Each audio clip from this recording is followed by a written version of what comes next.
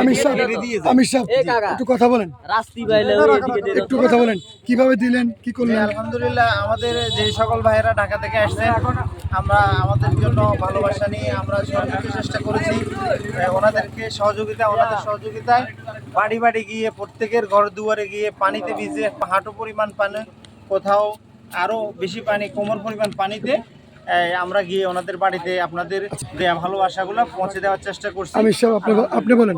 আসসালামু আলাইকুম। আমরা যে মাকসাদ নিয়ে ঢাকা শহর থেকে কষ্ট করে এখানে এসেছি, সেখানে আমরা যেখানে গিয়েছি তারা এখন পর্যন্ত কোনো ত্রাণ তারা পায়নি। তাদের পানির কোমর পর্যন্ত ছিল, সেখান থেকে বুক পর্যন্ত ছিল, সেখান থেকে হাঁটু পর্যন্ত এসছে। তারা প্রতিটা বাড়িতে গিয়ে হাতে হাতে দিয়ে আসছে এবং বলছে এটা ত্রাণ নয়, রিলিফ। এটা আমাদের যারা মুরব্বী আছে তারা এভাবে হাদিয়া উপহার। তারা অত্যন্ত খুশি এবং তারা এর আগে কোনো রিলিফ পায়নি। আলহামদুলিল্লাহ হুজুর, আমাদের প্রথমে একটা বাসনা ছিল যে যারা এই পর্যন্ত ত্রাণ পায়নি আমরা তাদেরকে দেব সবার আগে। তো আলহামদুলিল্লাহ আমরা যাদেরকে দিয়েছি এখানে আগে কেউ পায়নি প্রথম, তো আলহামদুলিল্লাহ সব ফ্যামিলিতে আমরা নিজেদের দিয়ে